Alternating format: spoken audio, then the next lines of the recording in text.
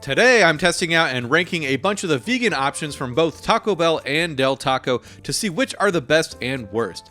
And as far as fast food goes, they are both pretty good at catering to vegans. They each have a page on their website that goes over the various options and ingredients that are vegan friendly. At Taco Bell, you can tell them to make it fresco, which will remove all the dairy, and Del Taco even carries Beyond Meat and has things labeled vegan as well. Unfortunately, two of the things that aren't vegan is the creamy chipotle sauce at Taco Bell and the secret sauce at Del Taco, but the good news is these are fairly easy to whip up at home, so at the end I'm going to rank a few of these items with the addition of some homemade sauces. But for Taco Bell, this is what I ordered. We're going to start with a spicy potato taco fresco and then add some guac to replace the chipotle sauce.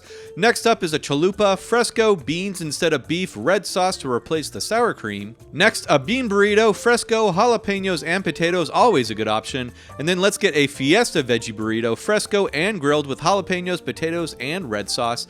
Then we're going to do a cheesy bean and rice burrito, also fresco and grilled with red sauce and onions. Next is a veggie Mexican pizza, no cheese, add jalapenos and onions. Then we're going to do a crunch wrap fresco, sub beans for beef, jalapenos, onions, potatoes, and guac. And then I wanted to try the beans and rice just for fun. And I'm also going to get the cinnamon twist for dessert since I haven't had them in years. We're going to get some hot sauces, of course, and then to wash it all down, I'm going to get a Baja Blast since I've never had one. And all of this food cost me just under $40. And now for Del Taco, we're going to get the Epic Fresh Guacamole Burrito, which if you order with the Beyond Meat is vegan without modifications. We're also going to get two Beyond Tacos, one hard and one soft, also no modifications.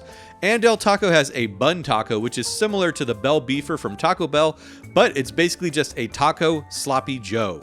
For their smaller burritos, I'm going to get a bean and no cheese burrito with red sauce and add onions. I do feel like the customization is better at Taco Bell, I will say that for sure. But next I'm going to get one of their crunch tatas with no cheese and add some pico. Now this right here was my favorite thing at Del Taco before going vegan, the Double Del, sometimes with bacon, but always with the secret sauce. In fact, I had to make one since I had a hankering for one, recipe and description of course, but since these aren't vegan, we're going to be skipping them.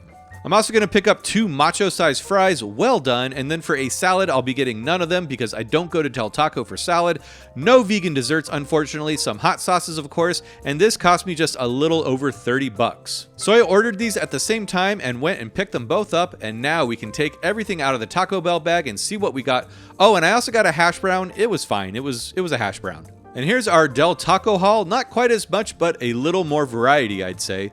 So first up is the chalupa from Taco Bell, and I get this quite often and I do dig it. My only critique is I wish the shell was crunchier. Obviously, the fresher they are, the better, but I've eaten a newborn chalupa in my car right when I got it, and it was still lacking a good crunch. That being said, it's a solid pick. I'm going to give it a 7.5 out of 10. Next, we're going to do the Beyond Tacos from Del Taco, and my first thought was, where's the beef? I mean, look at that. And the hard shell in this was a bit soft too, but I've had them fresh and they were pretty crispy. The Beyond Meat tasted saltier than the last time I had it, maybe too salty, so for me these were a 6 out of 10, unfortunately. Next, let's do the Veggie Fiesta Burrito from Taco Bell, and I've had this before, and it was way better than the one I had today. I don't know if they even put the Fiesta strips in this one. The last one I had was probably an 8 out of 10, but this one was closer to a 6 for some reason. Still not a bad option in general.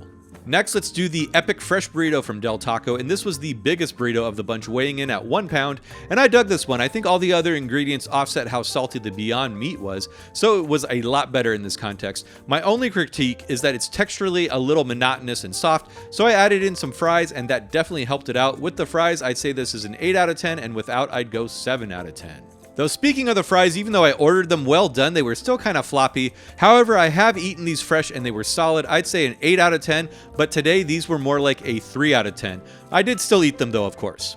Next, let's do the Bean Burrito from Taco Bell, and I really dug this one. I'm usually a fan of keeping it simple, and for me this was perfect. The jalapenos were actually kind of crunchy and contrasted nicely with the beans and the sauce, so I'm going to give this one an 8.5 out of 10. Solid choice for sure. At this point, I was getting thirsty, so let's do the Mountain Dew Baja Blast, and wow, this thing was a sugar overload. I'm not a huge sweets guy, so maybe that's why I didn't dig it as much, but this was like drinking a melted Otter Pop on steroids. But I can see why folks like it. For me though, it's a 5 out of 10. If you like sweet stuff, I could see this being a 9 out of 10. Next is the Bean Burrito from Del Taco, and what can I say? It's pretty much what you'd expect. I think the pickle jalapenos in the Taco Bell version really elevated it, but this is still a great option as well, so I'm going to give it a 7 out of 10. And now the bean and rice burrito from Taco Bell. And again, it's a pretty solid choice, but it's just kind of okay. I definitely like the rice in the burrito. Next time I'm going to get it with jalapenos. As is, I'm going to say this is a 7 out of 10 as well. Speaking of rice, the rice and beans were quite nice and even nicer with some hot sauce. So keeping with the theme, I'm going to rate them 7 out of 10. And now for the crunchtada from Del Taco, and there was absolutely no crunch to be found on this, and it was honestly just awful. This was the first thing I tried today that I would not order again. Even hot sauce can't save this. 1 out of 10. Next, let's do Taco Bell's Mexican pizza, and this one did have some crunch to it still, though just on the edges where there was no sauce. And I do dig this one. I get it every now and then. Solid choice at 7.5 out of 10. Time for the bun taco, and I don't know, this one gets an extra point just for presentation. Maybe I'm biased, but I do love a good taco sloppy joe, and this one is definitely decent. The bread ratio helps balance the saltiness from the Beyond Meat, so I'm going to give this a 7 out of 10 as well. Next is the spicy potato taco from Taco Bell, and again, I love simplicity, and guacamole and potatoes is about as simple as it gets, just a perfect combination. This one really hits the spot. I'm going to give it an 8.5 out of 10. And now let's do the Crunch Wrap, probably the most popular item at Taco Bell, and for good reason. This thing is great, even old and cold as this one was. It's like a burrito, but you get a perfectly balanced bite each time. I almost always order one of these, so this gets a 9 out of 10. For dessert, the cinnamon twist from Taco Bell, and these were the first truly crunchy thing I tried all day. They were sweet, but not too sweet, a great little treat that I love to eat. I will rate it 9 out of 10.